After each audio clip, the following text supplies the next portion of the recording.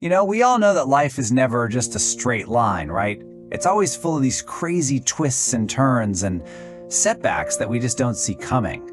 But the stories that really stick with us, the ones that are truly remarkable, they're not about avoiding the tough stuff. Not at all. They're about what happens after you get knocked down.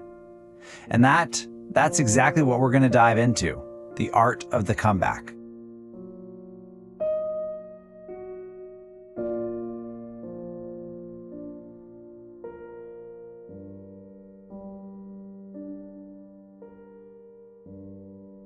So just think about this for a second. What really defines success for you? Is it like having a perfect record, never failing? Or is it something a little deeper, something that's actually forged in the fire when things go wrong? I think the answer is going to surprise you. We're so often taught to obsess over getting that perfect start, the flawless launch, the perfect first try. But that's not where the real magic happens. The most powerful stories, the ones that actually define who we are, they usually begin at the exact moment everything starts to fall apart. And that's it. That's the secret sauce right there. It's all about how you come back. It's resilience. It's that ability to get knocked flat on your back, learn something from it, and get up again. But this time you're stronger. That is the art of the comeback. And what's wild is that researchers are now finding that this one quality, resilience, is a way better predictor of long-term success than almost anything else. Okay, but look, don't just take my word for it. Let's actually look at some proof. We're going to check out some of the most iconic figures in history and see exactly how this whole idea played out in their lives. These are some seriously powerful stories about the power of just refusing to quit. All right, first up, Thomas Edison. We all know him for inventing the light bulb, right? I mean, the guy literally changed the world. But the road to get there, oh, it was anything but easy. It was an absolute masterclass in trial and a whole lot of error. Take a look at this number. Just let it sink in. 10,000. That's how many times Edison's lab tried and failed to make a working light bulb before they finally got it right. I mean, most of us would have given up after 10 tries, right? Maybe 100 if we were feeling really stubborn, but 10,000? That's a different level. And this is what's so incredible. It's how he thought about it.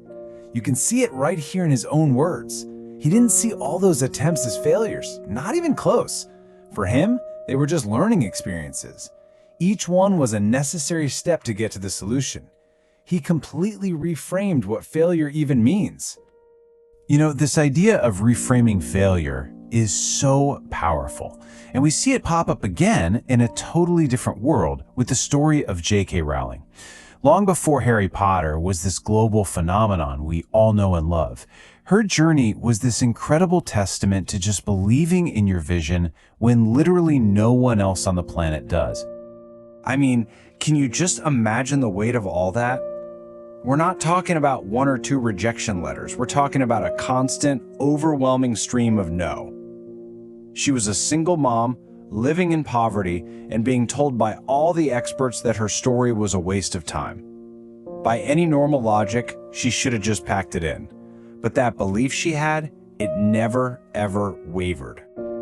Now, our next example of resilience is, well, it's on a scale that's almost impossible to comprehend. Nelson Mandela's story isn't just about a personal comeback. It's about the comeback of an entire nation, and it was led by a man who simply refused to be broken. 27 years. Just let that sit for a moment. Nearly 3 decades. That's how long he spent in prison for fighting against apartheid. He had every reason to come out of that filled with bitterness, with a desire for revenge, but he didn't. Instead, he chose forgiveness and reconciliation. And by making that choice, he literally reshaped the future for millions of people. And for our last story, let's jump over to the world of sports. Michael Jordan. The name is legendary, right? Widely considered the greatest basketball player to ever live. But his path to becoming the GOAT actually started with a really public, really painful failure. Believe it or not, he was cut from his high school basketball team.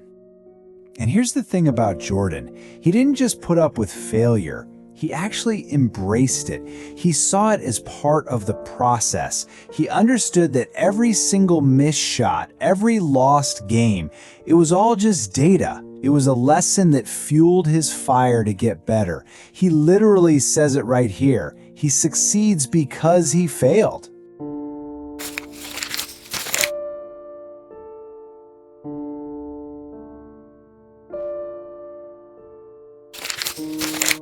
So, we've seen these incredible stories of comebacks. But what's really going on here? Is this just some kind of magic that only a few people have? Well, no, not at all.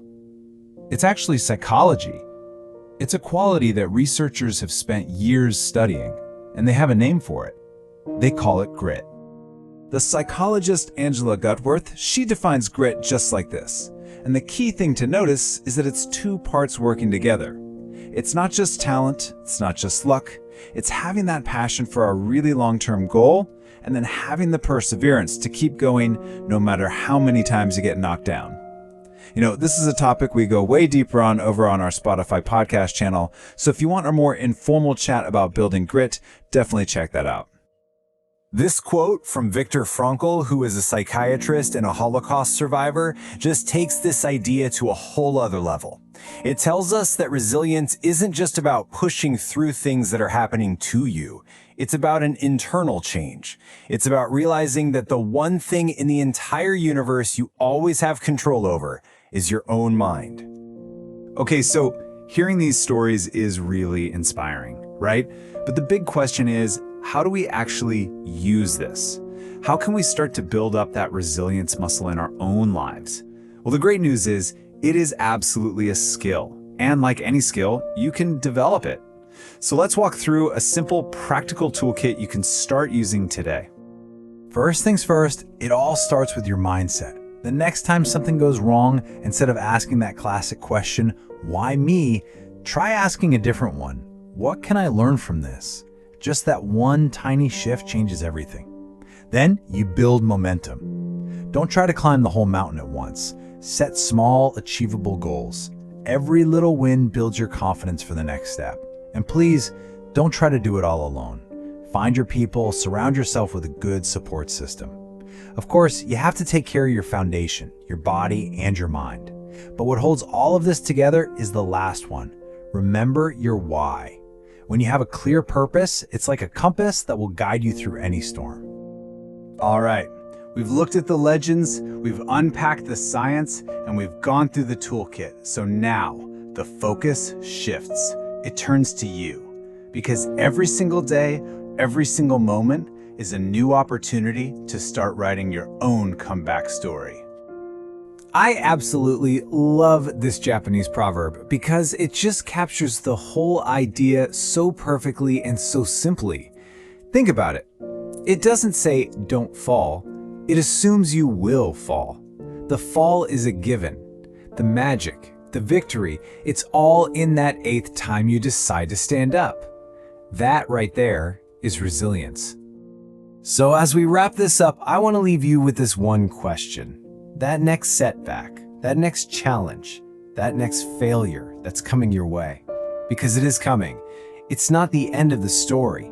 It's an invitation. It's an invitation to stand up one more time. The only real question is, what will your comeback story be?